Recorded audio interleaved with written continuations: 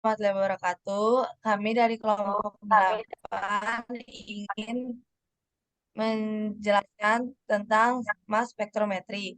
Di sini saya sebagai moderator akan memandu jalannya presentasi. Saya sendiri Indri Novianti dengan NIM 2219087.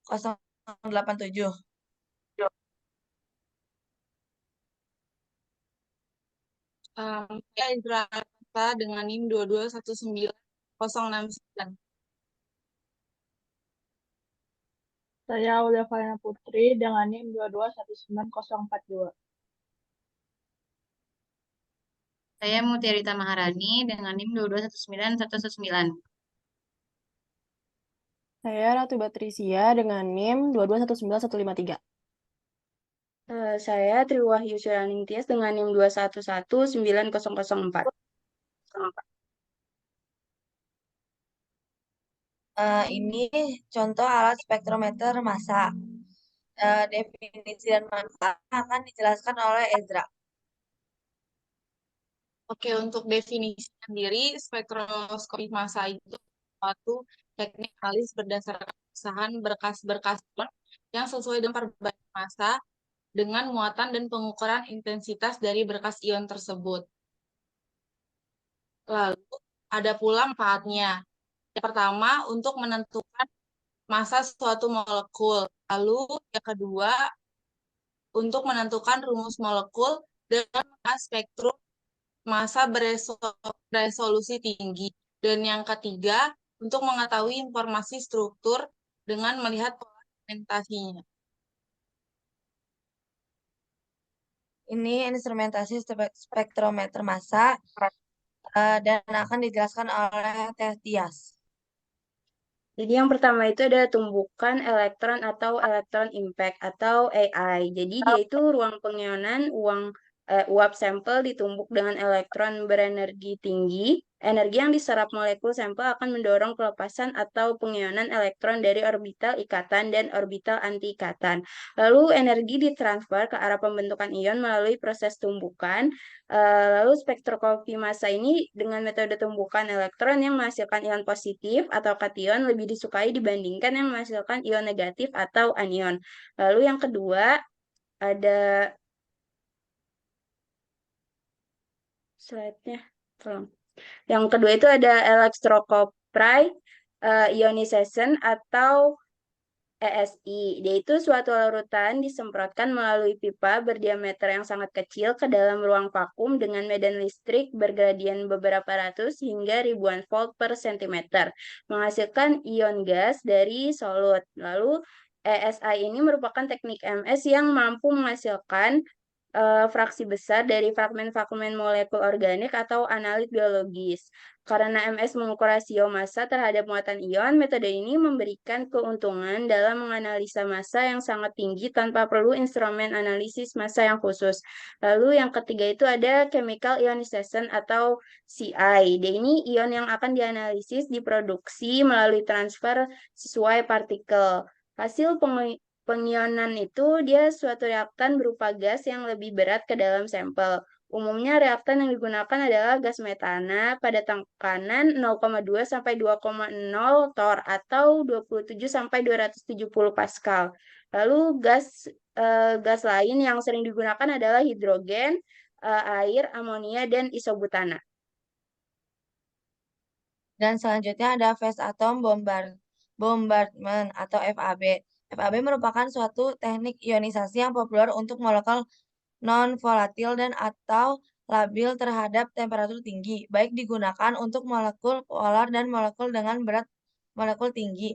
Umumnya FAB menggunakan uap atau netral berkecepatan tinggi seperti argon dan xenon pada 8 kV. Yang kelima itu ada field desorption atau FD. Untuk material yang kurang volatil, ionisasi biasanya dilakukan dekat permukaan elektroda melalui gradien medan listrik yang sangat tinggi. Awan elektron dalam molekul didistorsi dan bagian molekul yang mengandung kelebihan elektron berperan sebagai anoda. Ion yang berbentuk akan ditolak oleh anoda.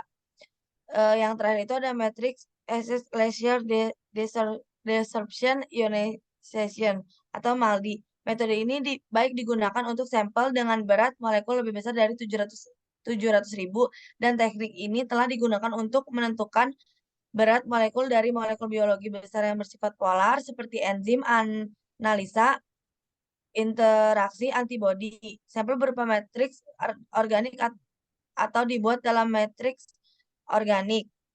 Dioleskan pada permukaan suatu lempeng selanjutnya diradiasi dengan sinar laser N2 1337 nm.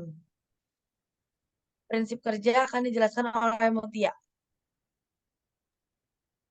Baik, di sini saya akan menjelaskan tentang prinsip kerja dari mass spectrometer. Nah, yang pertama, molekul atau sampel dalam fase uap ditembak dengan elektron berenergi tinggi yang menyebabkan lepasnya satu elektron dari kulit valensi molekul tersebut. Nah, molekul yang kehilangan satu elektron akan menjadi suatu kation radikal. Kation radikal tersebut nantinya akan mengandung semua atom-atom dari molekul asalnya. Sebagai hasil dari tabrakan dengan elektron berenergi tinggi ini, ion molekul akan mempunyai energi yang tinggi yang dapat pecah menjadi fragmen yang lebih kecil, yaitu ion molekul, ion fragmen, dan ion radikal fragmen. Nah, ion molekul, ion fragmen, dan ion radikal fragmen ini akan dipisahkan menggunakan medan magnet, yaitu dibelokkan di dalam medan magnet sesuai dengan perbandingan massa permuatannya dan menghasilkan sebuah arus listrik ke detektor yang sebanding dengan kelimpahan relatifnya. Lalu, tercatat di komputer dan menghasilkan spektrum massa. Spektrum massa akan dijelaskan oleh Aulia. Untuk spektrum massa itu adalah sebuah plot antara kelimpahan relatif dan N per Z.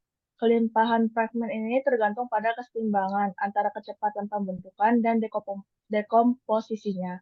Fragmen yang melimpah terbentuk dengan mudah dan mempunyai tendensi yang rendah untuk terfragmentasi lebih lanjut atau relatif stabil. Fragmen yang paling melimpah dinyatakan mempunyai kelimpahan relatif atau relatif abundance sama dengan Ra 100% dan disebut dengan base peak.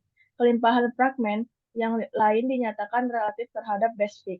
Untuk kelimpahan isotop, massa dalam kelimpahan isotop itu ada beberapa di alam penting dalam spektrometri massa. Dalam spektrum massa, ion bermuatan tunggal yang mengandung atom karbon akan juga memberikan puncak pada suatu mass unit lebih tinggi karena disebabkan adanya kelimpahan 13 karbon di alam. Untuk ion yang mengandung N atom karbon, kelimpahan puncak isotop ini adalah N kali 1,1%. Sekian. Kelebihan dan kekurangan akan dijelaskan oleh Ratu. Baik, di sini saya akan menjelaskan tentang kelebihan dan kekurangannya. Untuk kelebihannya sendiri dapat diaplikasikan untuk hampir semua senyawa volatil. Selanjutnya dapat memasukkan spektrum massa. Fragmentasinya menyediakan informasi struktur. Perpustakaan spektrum massa dapat dicari sidik jari massa L spektral. Kemudian cepat dan mudah.